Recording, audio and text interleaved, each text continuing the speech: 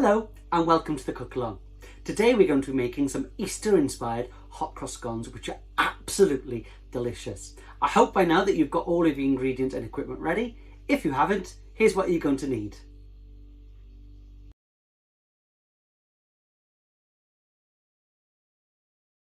Okay, so now that you've got all of your ingredients and equipment ready, let's get cooking.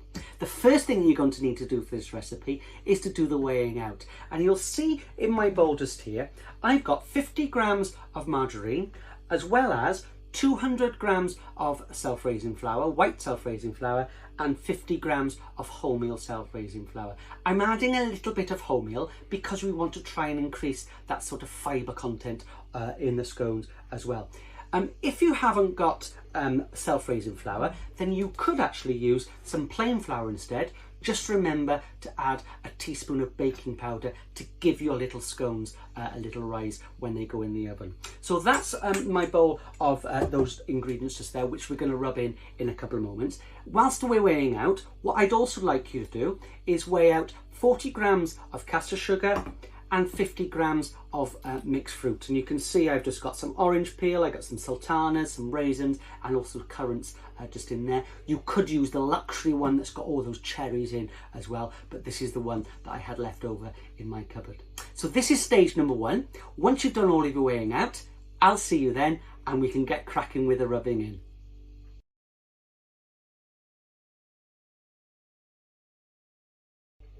Okay, so now that you've done your weighing out, it's time to start rubbing in that flour and margarine.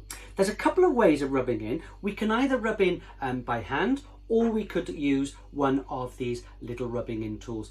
And this is called a pastry blender, which you can find easily online. There's also links to where you can purchase that on our website. I'm going to rub in by hand because I like getting my hands in the food. So what we're going to do, the first job, is we're going to use the back of this little fork, and we're just going to cut up our margarine into smaller pieces. That means when we come to rub it in, we haven't got hands full of margarine. So just cut it up using the back of your fork, just like that, and then we're ready to start rubbing in. Now when we're rubbing in, what we don't want to do is we don't want to squeeze all that margarine between our fingers. The simple rule is that we're only ever squeezing between our fingertips. Okay, so the only floury bit is going to be our fingertips. Our palms of our hands, which are often the hotter part of our hands, should not have any flour on them whatsoever. And the way we're going to do it is we're going to do 5 rubs and then turn the bowl. And we're going to do some mini rubbing to start with. Then as we get more used to it, we can start to add a little bit of air, which will obviously help our scones to rise. So here's how we're going to do it. We're going to do a little bit of mini rubbing in first of all, just to break up that margarine a little bit more. And I've got all of that just like that. Okay, so now we can start that major rubbing in. So 1, 2, 3, 4, 5. I troi the pollen and I carry on. 1, 2, 3, 4, 5. Troi the pollen.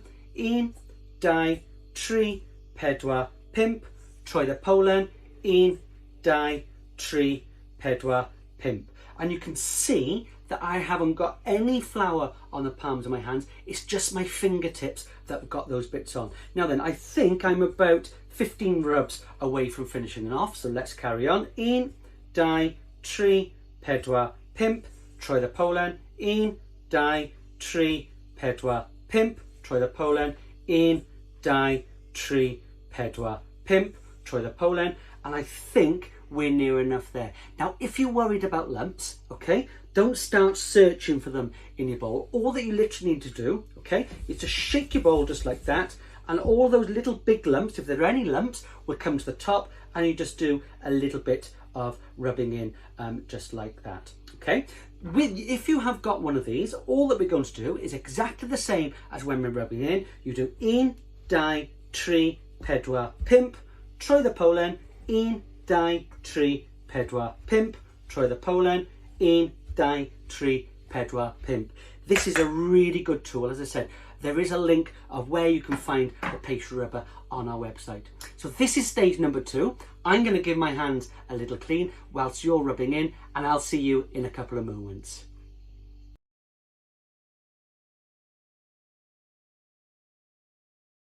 Well, hello. Now that you've rubbed in your margarine and flour, it's time to start making this dough. So what we're going to do is, the first job is we need to add the mixed fruit and the sugar. So I'm going to pop my mixed fruit just into there along with my sugar, and then we're also going to add 1 teaspoon of mixed spice. I've got a half measuring spoon just there, so I'm going to add 2 heaped spoonfuls of this mixed spice. And then the next thing we're going to do is just use your finger, and we're just going to give that a little mix just like that. Not the pot group, just a little mix, okay? So we've mixed that up. Then whilst you're mixing, you can make a little well right in the center just like that, because that's where we're going to add the liquid. Now then, your recipe will tell you that you need 150 mils of milk, okay, to make this dough. We're not going to pour it all in, okay, because you might not need it all, okay? So what we're going to do, I always like to follow the rule that you can always add more, but you can't take any out. So we're going to add 6 tablespoons of milk to start with.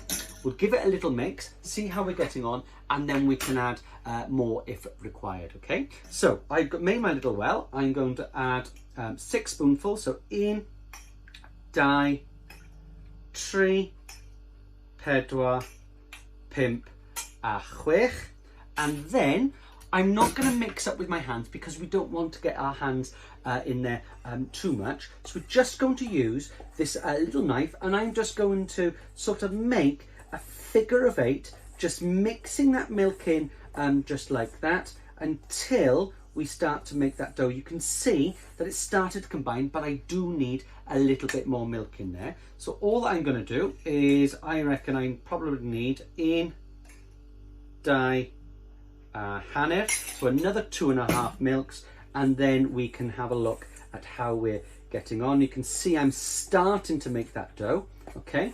And to bring it all together, in actual fact, I'm just going to add 1 more. My measurements probably weren't that right. So we're going to mix it round just like that, and then we can see that we're starting to make that dough. Now then, the next thing is we need to grab it all together to make that little dough. So rather than rubbing in this time, you're going to pretend that your hand is a little scoop, and we're going to scoop it all together, okay? So all that we're going to do is scoop together just like that to start combining. You don't want this to be a wet mixture, but you do need enough liquid in there just to make that ball of dough. And you can see that I'm starting to get my ball of dough just like that. There's no bits left, and scooping it round just like that into that ball of dough, and then we have made our ball just like that.